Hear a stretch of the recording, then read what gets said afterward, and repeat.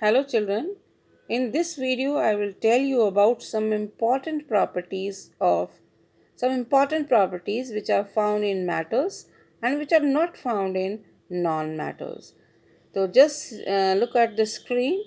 There is a flow chart provided to you, and the first property is tensile strength, then melting point and boiling point, ductility, luster, malleability, conductivity may be of two types. It may be thermal or it may be electrical, and sonorosity.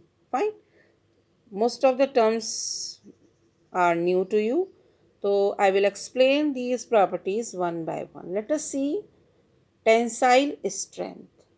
Tensile strength is the property of matters due to which they can bear a lot of strain without breaking. Matters जो हैं बहुत सारा strain झेल सकते हैं और टूटते भी नहीं हैं। उनकी इस कैपेबिलिटी को उनकी क्या बोलते हैं? Tensile strength. फाइन। जबकि नॉन मैटर्स में ये टेंसाइल स्ट्रेंथ नहीं होती। ठीक है, तो tensile strength is what? It is the property due to which substance can bear lot of strain without breaking. Fine. Now second one is melting point and boiling point. Melting point and boiling point, जैसा कि नाम से ही पता चल रहा है, the temperature at which substance starts melting is called as its melting point, and the temperature at which substance starts boiling is called as its boiling point. सभी substance के मेल्टिंग पॉइंट और बॉइलिंग पॉइंट आर डिफरेंट। हर substance एक अलग temperature पर melt होता है और एक अलग टेम्परेचर पे बॉयल होता है। तो that is the second property which we can observe in matters. Now another property is your ductility. ये बिल्कुल न्यू टर्म है आपके लिए, ductility. It is a property by which matters can be drawn into thin wires. जो matters होते हैं उनके को आप पतले पतले तारों में कन्वर्ट कर सकते हैं। आपने देखा होगा एल्यूमिनियम के तार भी देखे होंगे, कॉपर की तार भी देखे होंगे। कॉपर एल्यूमिनियम क्या है? मैटर्स हैं, है ना। इलेक्ट्रिकल फिटिंग्स में आप यूज़ होते हैं। आपने देखा होगा जाली के दरवाजे, उसमें जाली में क्या होते हैं? पतले पतले तार होते हैं। आपने ऑर्नामेंट्स देखे होंगे, ज्वेलरी देखी होगी, उसमें गोल्ड में पतली पतले तार बन सकते हैं। तो this is what? This is the capability of the metal to be drawn into thin wires, and this is called as ductility. So let us revise. What is ductility? It is the property of the metal by which it can be drawn into thin wires. Fine. Is that clear to you? Not another property is luster. Luster का मतलब होता है चमक. The property by which matters have shining surfaces is called as luster. Matters का जो surface होता है वो डल नहीं होता, शाइनिंग होता है। चाहे आप कॉपर को देख लें, चाहे आप आयरन देखें, चाहे आप एल्यूमिनियम देखें, तो इस प्रॉपर्टी को in which they bear shining surface is called as metallic lustre. Fine. Another term is malleability. It is also a new term for you people. Malleability. It is a property by which matters can be converted, या matters can be beaten into thin sheets. अगर हम matters को hammer करें तो हम उसको पतली पतली शीट्स में बदल सकते हैं। हम चाहें तो कॉपर की पतली शीट बना सकते हैं, हम चाहें तो एल्यूमिनियम की पतली शीट बना सकते हैं। और यहाँ पर एक बहुत अच्छा एग्जाम्पल है मेलेबिलिटी का कि आप एल्यूमिनियम जो फॉयल है वो घर पे यूज़ करते हैं फूड रैपिंग में, है ना। तो क्यों यूज़ कर पाते हैं? क्योंकि वो पतली शीट्स में कन्वर्ट कर सकते हैं हम उसको। तो it is this property which is known as malleability. So malleability is that property of the matters by which they can be beaten into thin sheets. Is that clear to you? Another property is sonorosity. अगर हम किसी metal पर कोई चीज़ struck करें, कोई hammer या कोई rod, तो एक रिंगिंग साउंड हमें सुनाई देगी, है ना। तो इस प्रॉपर्टी को बोलते हैं सोनोरोसिटी.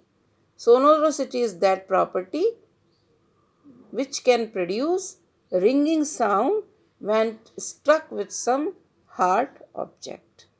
जैसे आपने पहले स्कूल बेल जो होती थी उस पे जब हैमर बजाते हैं तो रिंगिंग आवाज़ आती है, या आप किसी लोहे की चीज़ पे चम्मच बजाएंगे टन टन टन ऐसे आवाज़ आएगी. तो this is what, this is the ringing sound and the special property of the metals. Now the another property is conductivity. Conductivity means the allowance, the passage. It may be thermal or it may be electrical. When a substance allows heat to pass through them, it is called as thermal conductivity. Thermal जहाँ पर word आता है वहाँ heat से मतलब होता है. तो thermal conductivity is what? When a substance allows the heat to pass through it is called as thermal conductivity, by which the heat energy passes with the ease. It is a property by which heat energy passes through any substance with ease. And what is electric conductivity? It is the property, it is the ease by which electricity passes through any object. जितनी आसानी से electricity pass हो सकती है किसी object में, it is called as electrical conductivity, और heat pass हो सकती है तो it is called as thermal conductivity. तो ये क्वालिटी भी कंडक्टिविटी की किस में होती है? मेटल्स में. आपने देखा होगा मेटल्स के ही ज़्यादातर क्या होते हैं,